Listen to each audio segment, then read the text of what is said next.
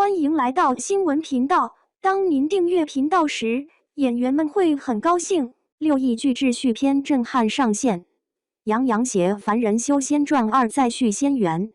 当一个项目把开机时间写到2028，预算写到6亿，镜头精细度写成第一季的3倍，这已经不只是续集，更像在给整个娱乐圈立一个难度条。而偏偏挂着男主角名的是谁？是刚经历过雨霖铃提前收官，从我的人间烟火争议里走出来的杨洋。一个口碑起落两极化，一个 IP 口碑基本稳住，一个新项目周期长到4年。这3条线现在被硬绑在一起。我们先把时间线打散。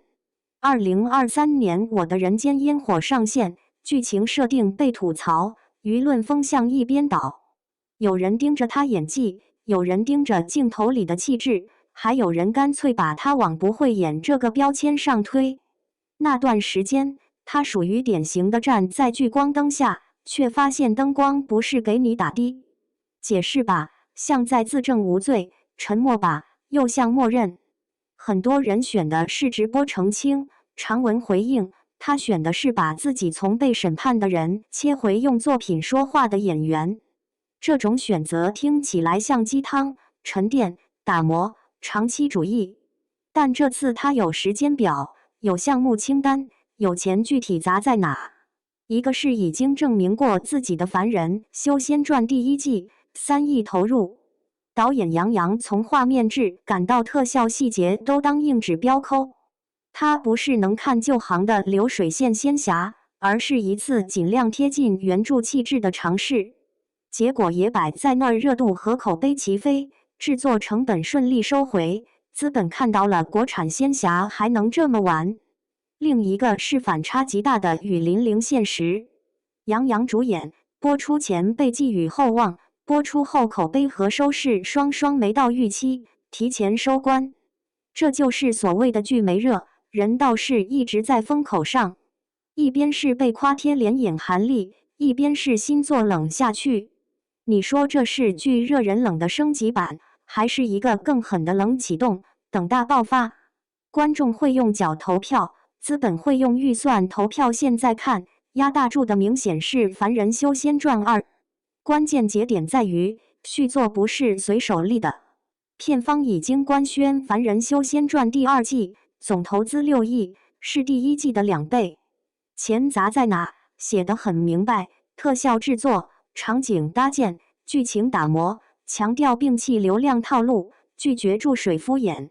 听着像宣传语，但后面那句更扎心。第2季主线直接上原著人气巅峰的乱星海篇，在原著党心里，这是难度系数拉满的一段，修为尽失，跌落谷底，荒芜海域，乱世棋局，爽点和苦难是一起往上堆的。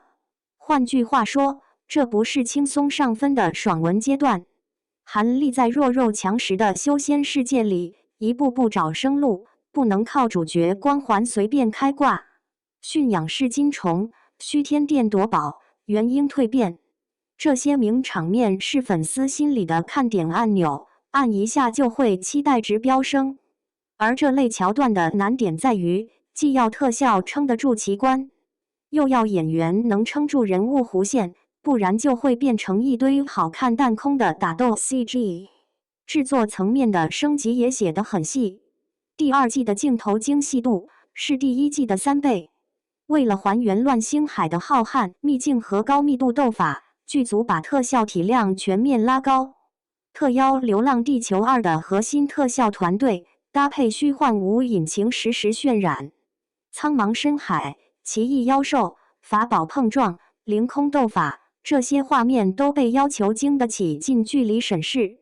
翻译成人话就是，同样是打斗，同样是特效，这次要做到更像真的，不再靠远景糊过去。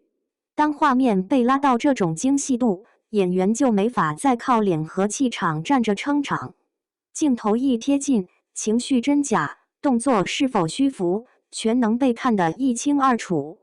所以这次素材敢写愈发成熟的演技，不是空口夸。是把压力摆在台面上，当镜头更苛刻。你要有足够稳定的底盘去兜角色的情绪波动，尤其是韩立这种线性极长的成长型角色。第二季面对的是修为跌落后的再攀爬，任何用力过猛或情绪空转都会被观众放大。有意思的是，他的准备不是等到剧组拉通告才开始临时抱佛脚。现在杨洋还在拍新剧《不让江山》，预计7月杀青。紧接着他就要无缝进组，为《凡人修仙传2》做专属特训，打磨武打身段，调整人物状态，贴合修仙气质，把自己和韩立的进阶弧线提早对齐。这种排布很像运动员赛季计划，不是赛前几天临时恢复，而是整个人生物钟提前切换到比赛模式。剧集定档12月正式开机，全程精工拍摄8个月，预计2028年上线。这个跨度很少见。娱乐圈大部分项目是一季打完看反应，这里直接把战线拉到4年，相当于告诉所有人，我们不是冲一把流量，而是压一个长期 IP。对杨洋本人来说，这种安排也像是一场长期战术调整，他已经尝过短期舆论反噬的苦，知道靠一时运气撑起来的热度顶不住下一部作品的不及预期。回头看他这几年的舆论轨迹，会发现一个规律：风向从演的不行，到刻意被看笑话，再到连人一起被审判，实际上是观众对顶流滤镜的一次集体反噬。热度退潮时，那层滤镜碎了一地。绝大多数人遇到这种情况，会选择要么解释，要么洗白，要么换赛道。他选择的是把自己按进沉淀的水里。素材最后那段五律浮沉没禁谷，静待长风鸣。一剑开苍冥，千华铸仙经。惊弓凝远志，赤勇赴新征。沉潜中奋起，踏浪在纵横。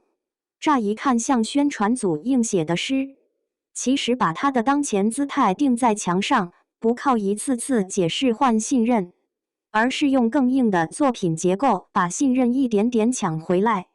但问题也摆在那儿，当6亿砸下去，虚幻五上阵，顶级特效团队加持，镜头精细度抬到3倍，3亿首季已经立住口碑根基之后，观众会不会真的收起拿演员当靶子的习惯？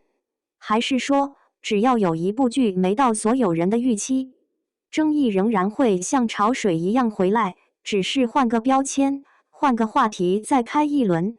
从资本角度看，《凡人修仙传2》是对 IP 上线的一次压注，也是对杨洋这条线的再投资。第一季的成绩让他们相信，当观众看到诚意和效果同时出现时，评价很容易从我不喜欢转为我懂了。而当懂了开始扩散，舆论就没那么轻易把人按在地上摩擦。第二季如果能在乱星海篇继续守住这个平衡，6亿预算就不只是数字噱头，而是一次真正意义上的国产仙侠特效竞速。从观众角度，这又是一次大型沉淀升级重启的实验。沉淀是在争议期不急着自证，升级是在制作和表演上明显加码。重启是用一个周期长到4年的项目重新定义一个演员的职业形象。